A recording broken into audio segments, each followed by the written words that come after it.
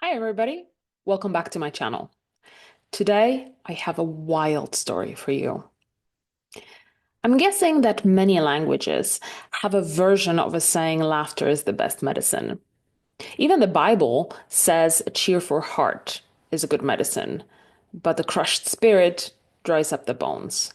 Laughter is the gift from God. Laughter is the great way to stay encouraged. Proverbs 17:22. But today, I would like to tell you the story of Omuneepo, the Tanganyika laughter epidemic, or as Time magazine called it, a bad case of giggles. Some of you know me already and know how obsessed I am about all things comedy, laughter, and humor related. My biggest dream is to become kind of like Anthony Bourdain of comedy kind of a person. And I would like to travel the world and talk to people about how their culture and their language shape their sense of humor, what they find funny, and where are the boundaries of comedy, and why is it that laughter really brings people together? And is it that what we desperately need right now? Yeah, I I think it is. So, if I had that kind of documentary series, this episode, I would be packing my bags and heading to East Africa, to a country we now know as the United Republic of Tanzania.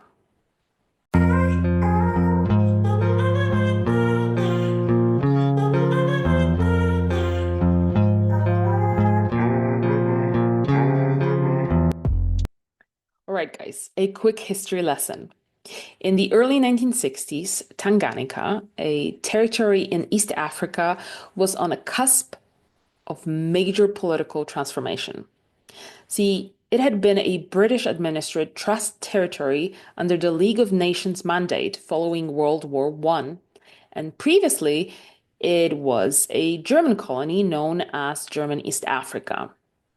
In December 61, Tanganyika gained independence under the charismatic leadership of Julius Nyerere, who became the first prime minister, and later he will be the president. The sun shone upon the harbor at Dar es Salaam, and sunny too was every heart in the city itself, and not only in the city but throughout Tanganyika. A new nation had arisen. Independence had been achieved. And flying in to represent the Queen at the historic ceremonies was the Duke of Edinburgh. His Royal Highness was welcomed to Tanganyika by the Governor, Sir Richard Turnbull, his wife, and Mr. Julius Nyerere, the Prime Minister. For him, what tremendous hours lay ahead in the 3 days of the Duke's visit. 39 years old, graduate of Edinburgh University, Premier Nyerere has brought his nation to the promised land of independence.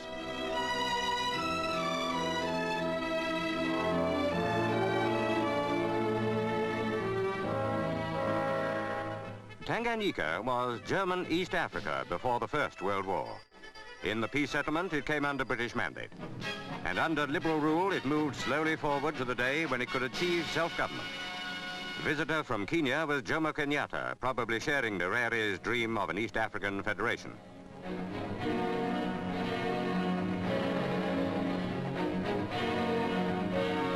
Floodlit on the glassy water of the harbor were British men of war. It was approaching midnight, and the ceremony in the National Stadium with a military tattoo to begin with.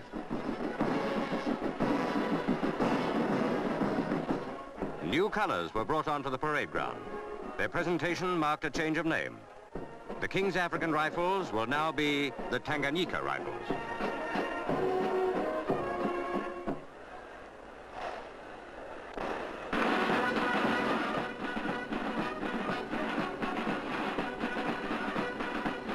Almost on the stroke of midnight, the Governor and the Prime Minister saluted the new flag.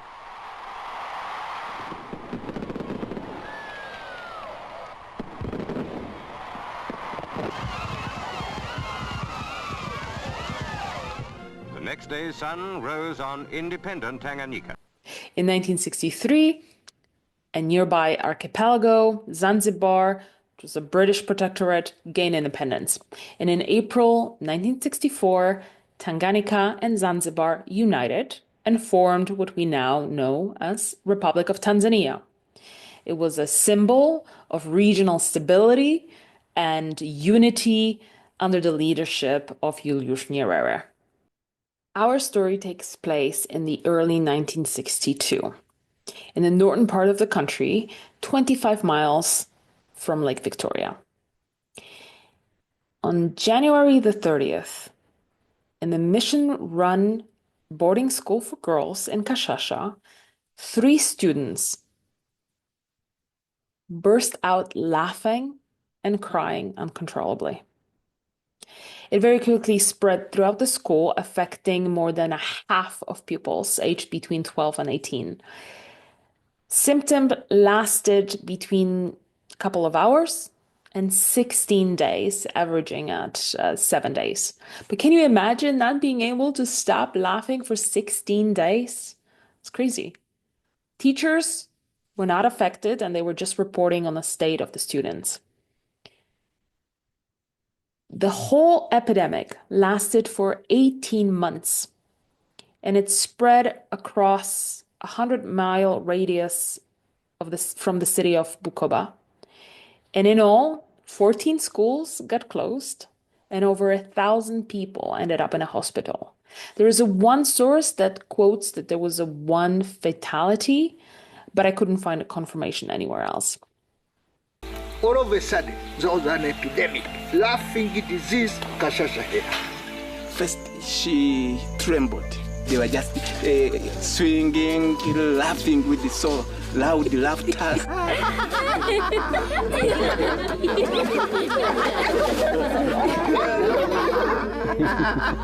Like that. We took all the blood samples, went to Europe to find out if there was a virus. You know, they thought about differential diagnosis.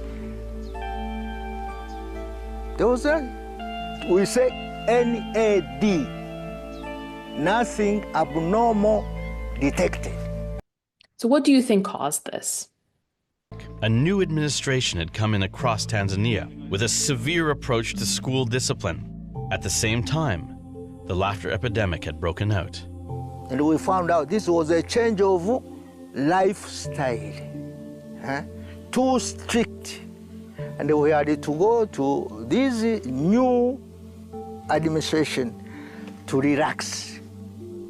At the time, no one could solve the mystery of the laughing disease epidemic. But with what we know today, there may be actually a simple answer. According to the psychiatrist, it was just stress.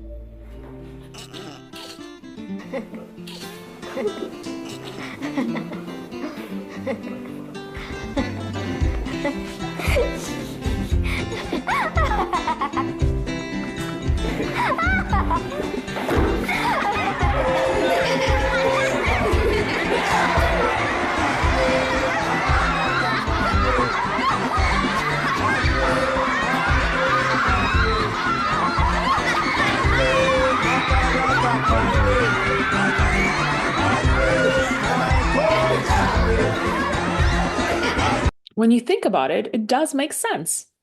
How many times did you laugh because you were tired? How many times did you burst out with giggles because you were stressed, overwhelmed, or even sad? I want to tell you about Robert Provine. He is a neuroscientist and psychology professor at the University of Maryland.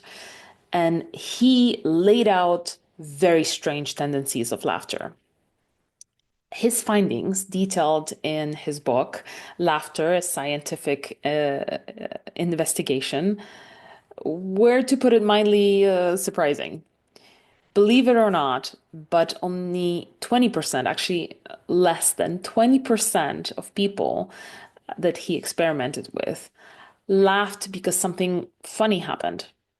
The majority laughed because of their interactions with other people. And those were like mild interactions. They weren't funny at all. And when you think about it, this phenomenon, this bizarre phenomenon of the epidemic in Tanganyika, shed light on the mysterious and powerful nature of laughter and kind of confirmed its most powerful, most remarkable side or property. It's contagion. Now, you might think that's the end of the story, but I assure you it is not. As a person that works in television, I can tell you that what happened in Tanganyika and further studies of laughter served as a confirmation to the thesis that we kind of already felt we knew, that people are more likely to laugh when they hear others laughing. And I'm pretty sure you know where I'm going with this. Even though Hollywood was already experimenting with laugh track in their TV series in the late 50s. I don't know if you know this, but I Love Lucy was the first comedy series with a laugh track. Oh, the coffee's good too. Where'd you learn to do all this? Oh, just a natural born cook, I guess.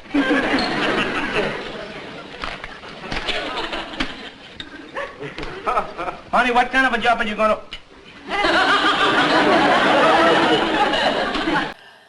But the more the television was evolving and developing, the more experiments were done with laughing, added laughter to the TV series.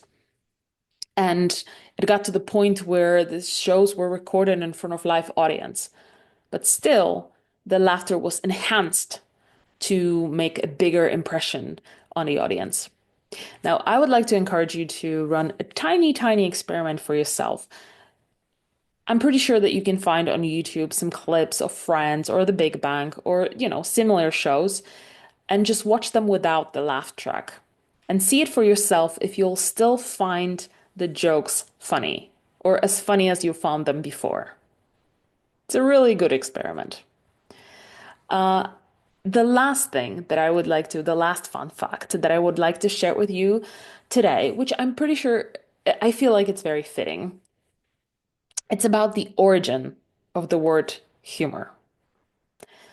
Now, did you know that the word humor, derives from a Latin word for fluid? And it was believed that bile and phlegm and other bodily fluids, when imbalanced, they could wreak havoc on the people's mood. And humorist was someone that would acted mentally ill, that would be affected by this imbalance, this the fluid imbalance. And a man of humor was a person with skills and would be able to act or impersonate a mentally ill person. So that's your trivia for today. And I really hope you learned something new or found something interesting in this story about Laughter Epidemic. But before you go, I would like to share with you some good reads on the topic.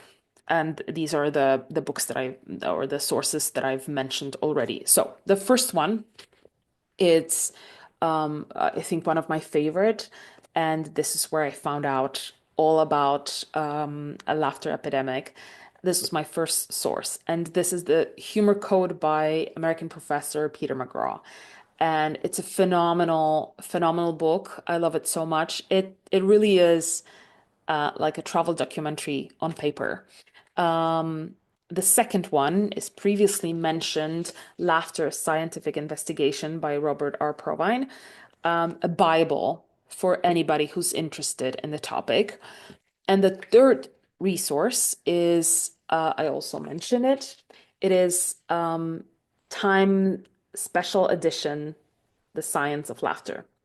And it has amazing articles on different sides of laughter and humor and comedy, and also about adding laugh track and connection to the comedy series and the connection between these unexpected two things, Laughter Epidemic and comedy shows in American television. So I think that's it for me today. I will be back with another episode and a bunch new stories on laughter, humor, and of course comedy. And I'm really hoping that you'll be back here with me.